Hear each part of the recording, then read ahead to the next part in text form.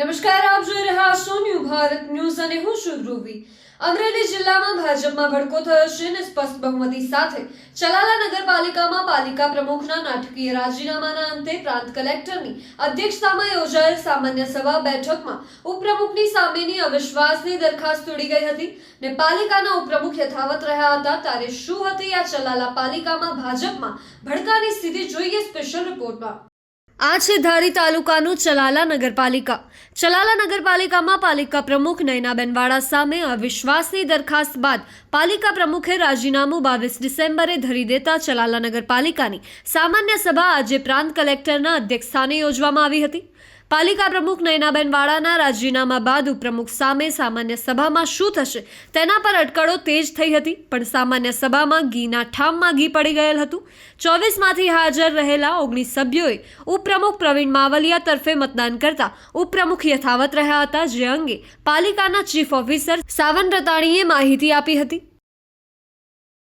ચલાલા નગરપાલિકા ખાતે નગરપાલિકાના સભ્યો દ્વારા પ્રમુખ તેમજ ઉપપ્રમુખ શ્રી વિરુદ્ધ અવિશ્વાસની દરખાસ્ત કરવામાં આવેલ હતી, જે અનુસંધાને પ્રમુખ શ્રી તેમજ ઉપપ્રમુખ શ્રી દ્વારા આ બાબતે સામાન્ય સભા ન બોલાવતા માનનીય કલેક્ટર સાહેબ દ્વારા આ બાબતે ખાસ સામાન્ય સભાનું આયોજન કરવામાં આવેલ હતું, જે અનુસંધાને અધ્યાસી અધિકારી તરીકે પ્રાંત અધિકારી શ્રી ધારીની નિમણૂક કરવામાં આવેલી હતી, જે અનુસંધાને આજ રોજ તારીખ 24/12/2025 12 કલાકે નગરપાલિકા કચેરી ખાતે અવિશ્વાસની દરખાસ્તની બાબતની માનનીય કલેક્ટર સાહેબની સૂચના અન્વયે ખાસ સામાન્ય સભાનું આયોજન કરવામાં આવેલ હતું, જે અનુસંધાને કુલ નગરપાલિકાના 24 સભ્યો પૈકી 19 સભ્યો હાજર રહેલ હતા।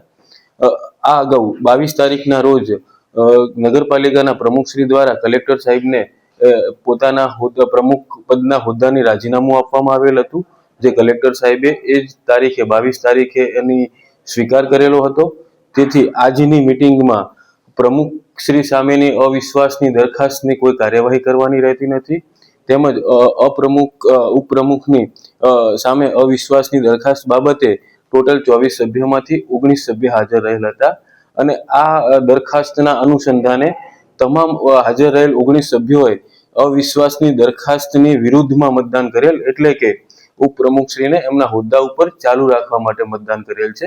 આથી ઉપપ્રમુખશ્રી ચલાલા નગરપાલિકા ખાતે ઉપપ્રમુખશ્રી પોતાનો હોદ્દો યથાવત રહેશે, તેમજ પ્રમુખશ્રીએ એમનું રાજીનામું અગાઉથી આપેલ હતું, એટલે ઉપપ્રમુખશ્રીનો હોદ્દો ખાલી પડેલ છે। આ બાબતે નગરપાલિકા દ્વારા માનનીય કલેક્ટર સાહેબને રિપોર્ટ કરવામાં આવશે અને માનનીય કલેક્ટર સાહેબ આ બાબતે ચૂંટણીની જાહેરાત કરશે। ચલાલા પાલિકાની 24માંથી 24 બેઠકો ભાજપ પાસે હોવા છતાં પાલિકા પ્રમુખ સામે અવિશ્વાસની દરખાસ્ત બાદ પાલિકા પ્રમુખે રાજીનામું આપતા ભાજપનું રાજકારણ ગરમાયું હતું ને ઉપપ્રમુખ સામે અવિશ્વાસની દરખાસ્તમાં સભ્યો સાથે રહેલા હતા। ત્યારે નવા ચલાલા નગરપાલિકાના પ્રમુખ કોણ તે અંગે જિલ્લા કલેક્ટરને રિપોર્ટ બાદ નવી બેઠક મળશે, તેમાં પાલિકા પ્રમુખ નક્કી થશે। ત્યારે ઉપપ્રમુખ પ્રવીણ માલવિયાએ પ્રતિક્રિયા આપતા જણાવ્યું હતું કે સભ્યો સાથે રહ્યા અને પાલિકા પ્રમુખ સામે આંતરિક મતભેદ હોવાને કારણે પાલિકા પ્રમુખ સામે સભ્યોનો રોષ હોવાનું જણાવ્યું હતું।